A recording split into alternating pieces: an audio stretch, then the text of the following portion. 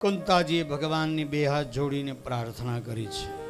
કુંતાજી કહે છે, કૃષ્ણ, હું આપને ઓળખી ગઈ છું. આપ કોઈ સામાન્ય વ્યક્તિ નથી. આપ અખિલ બ્રહ્માંડના નાથ છો, પરબ્રહ્મ છો, પરમેશ્વર છો. ભગવાનની સ્તુતિ વંદના કરતા કુંતાજી ભગવાનને કહે છે, કૃષ્ણ, જાઓ છો? ભગવાન કહે છે, બુઆ, જતા જતા એક ઈચ્છા છે કે તમે મારી પાસે કંઈક માગો. ભગવાનને કુંતાજી કહે છે, કૃષ્ણ, આપ મને માગવાનું કહો છો તો જગતમાં કોઈ ન માગે ને એવું માગ્યું છે. કુંતાજી ભગવાનની પાસે શું માગ્યું છે? ભગવાનની પાસે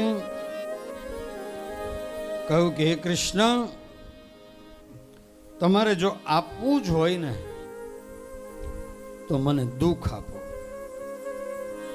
હા, તમારે જો આપવાની જ મને કઈ ઈચ્છા હોય તો મને દુઃખ જોઈએ છે.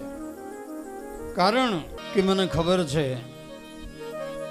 કે જેવું સુખ આવશે ને એવું અમે આપને ભૂલી જઈશું, અને હું નથી ઈચ્છતી કે સુખ આવે અને હું આપને ભૂલી જાઉં. એટલે કુંતાજી ભગવાનની પાસે દુઃખ માગે છે.